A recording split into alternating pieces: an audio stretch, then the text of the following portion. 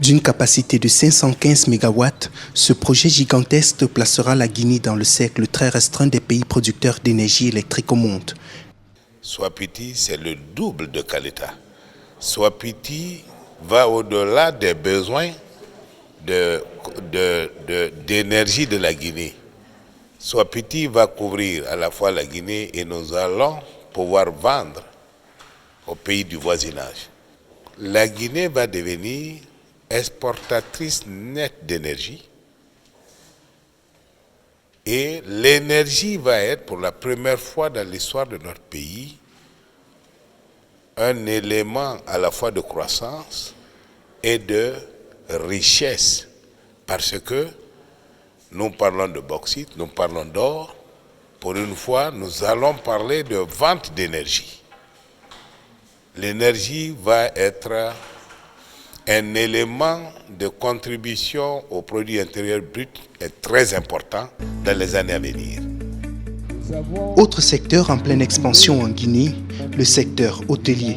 Le pays est engagé dans une série de constructions d'hôtels de luxe pour booster son secteur touristique. Et imaginez-vous, beaucoup de conférences sont en perspective, beaucoup de grandes réunions sont en perspective. Anciennement, avant son arrivée, les gens venaient tenir les conférences et allaient à dormir en Côte d'Ivoire ou en Sierra Leone. C'est pourquoi il a accéléré cet aspect, pour que le tourisme soit développé. Pourquoi? Pour que la Guinée soit un pays qui est ouvert et que la Guinée puisse accueillir toutes les conférences que les autres pays accueillent aussi. L'hôtel de Kaloum et autres hôtels en construction, en finition, dont les premières places sont déjà, les premières pierres sont posées avec l'hôtel Onomo. Toutes les nationalités y sont. Le Plaza Diomon, passez un regard encore. Ce n'est pas un pays franc, ce n'est pas une zone franche, mais c'est une zone équilibrée qui fait l'image de notre pays. Tenons-nous, la Guinée bouge et le progrès est en marche.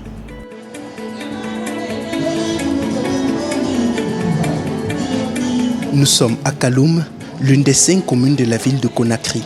Cet après-midi du 14 septembre 2015, le président Alpha Condé procède à l'inauguration de l'hôtel de Kaloum.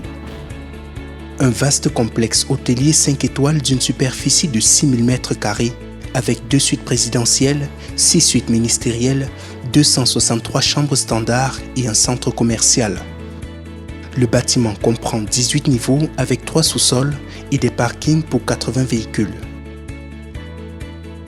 Les travaux ont été réalisés par une société chinoise GMC sur 3 ans pour un coût global de 76 millions de dollars américains. Un joyau architectural qui s'inscrit dans la vision de l'État guinéen qui a fait de la promotion de l'image de la Guinée un des piliers de sa politique de gouvernance. Kaloum méritait d'avoir des hôtels, car Kaloum c'est le cœur de Conakry.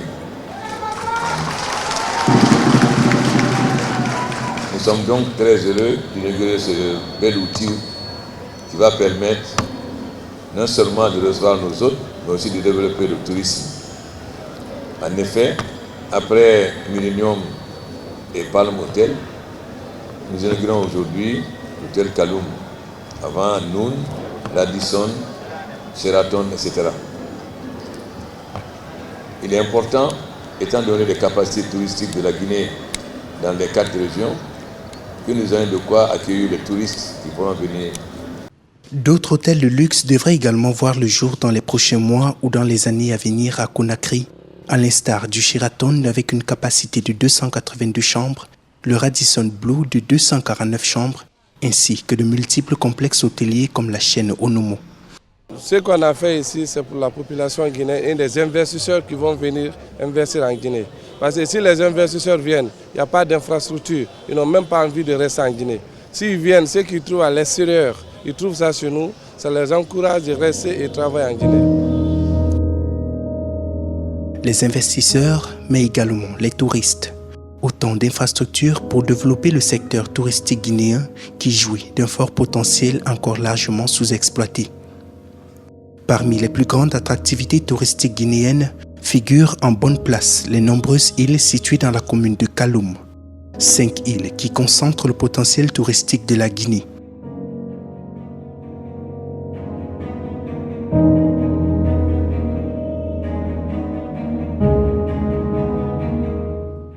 Roum, Tamara, Kassa, Soro et Fotoba. Des sites qui ont conservé leur nature sauvage qui font la fierté de tout un peuple et de tout visiteur. Le potentiel est énorme et les autorités en ont pleine conscience. Pour la valorisation maximale de leur potentiel, le gouvernement guinéen a mis sur place un programme pour leur mise en valeur en faveur des riverains.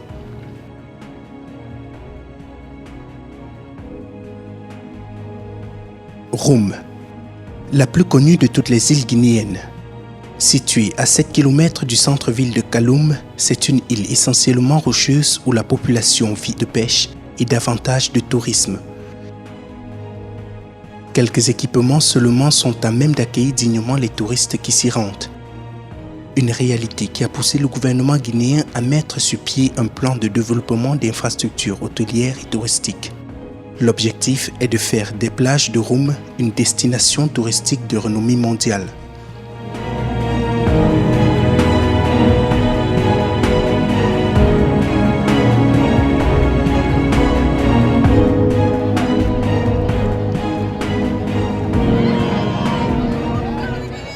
Quelques kilomètres de Roum, nous sommes sur une autre plage, toujours dans la commune de Kaloum. Cette fois, difficile de prendre un bain. L'eau est infecte. Les ordures ménagères et les bouteilles plastiques envahissent la plage. Une réalité qui peut porter un coup fatal à la destination touristique de Guinée. Les ordures, c'est le cancer de la Guinée.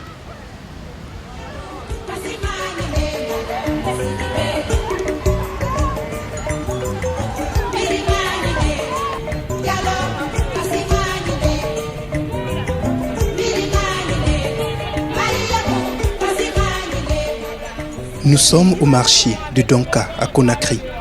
L'état d'ordure qui jonche les rues de la capitale guinéenne offre un spectacle de répugnance aux yeux de celui qui arrive pour la première fois dans la ville.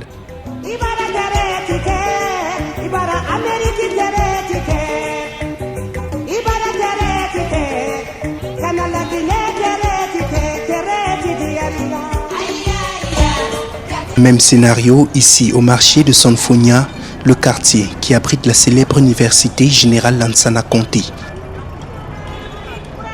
Les bacs à ordures sont remplis depuis plusieurs jours et les agents de la commune ont abandonné les tas de déchets derrière les commerçants.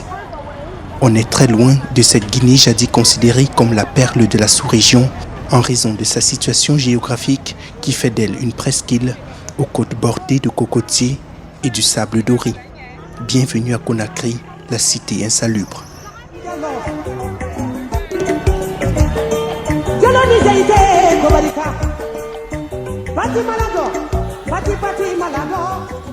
Pour assainir Conakry, le gouvernement envisage de nouer un partenariat avec un investisseur capable de gérer ce secteur afin de débarrasser quotidiennement la capitale de ses ordures, estimées à environ 1000 tonnes par jour selon des statistiques officielles.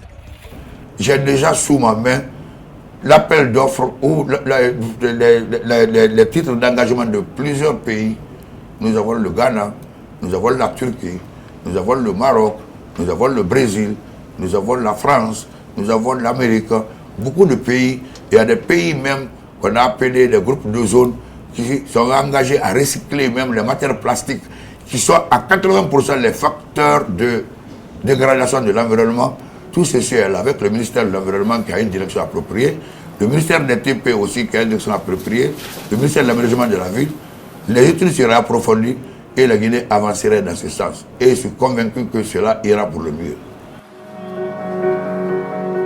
Pour l'instant, ce partenaire n'est pas encore trouvé et le service public de transfert des déchets, le SPTD, rattaché au gouvernorat de Conakry, assure la propreté de la ville. Elle travaille en collaboration avec une quarantaine de PME dont le rôle est de collecter les ordures produites par les ménages pour les acheminer vers des points de regroupement, seulement avec un résultat pour le moins mitigé.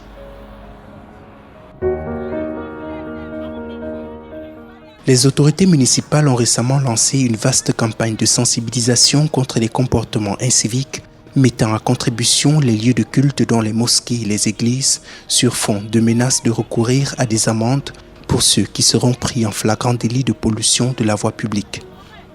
Mais également, cette démarche ne semble pas avoir dissuadé les mauvaises habitudes. Au quotidien, nous remarquons et nous rencontrons l'incivisme caractérisé de citoyens qui, au lieu d'accumuler les ordures à des points indiqués, qu'on appelle les points primaires, les gens, même dans les véhicules, après avoir bu les jus, ils les jettent dans la rue. Cet incivisme se manifeste également dans l'aménagement urbain de la cité de Conakry. Les constructions sont précaires, les voies et les espaces publics sont occupés de manière anarchique et les règles de la circulation sont complètement bafouées. Conakry est confronté à un désordre inextricable qui va de mal en pire.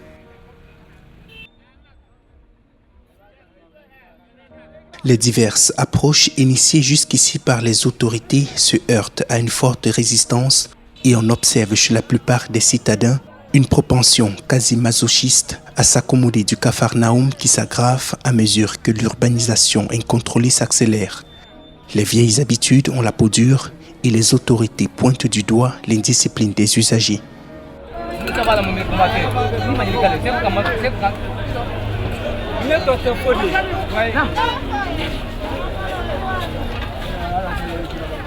Une indiscipline également présente sur les routes de Conakry, où le taux d'accident est en nette augmentation, tout comme les embouteillages. Circuler à Conakry aux heures de pointe constitue un véritable casse-tête. Se déplacer d'un bout à l'autre de la ville peut souvent prendre des heures et provoquer des pertes considérables de temps, des arrivées tardives à l'école ou au travail. Les autorités et les usagers se renvoient mutuellement la responsabilité de ces bouchons. Du côté des autorités, on accuse l'incivisme des usagers et l'indiscipline des conducteurs. Dans le camp d'en face, le coupable, c'est le manque des routes qui sont pour la plupart dégradées. Mais à la vérité, c'est la combinaison de tous ces facteurs qui donne naissance au calvaire routier de la Guinée. Un calvaire que le gouvernement du président Alpha Condé a promis d'éradiquer dans les prochaines années.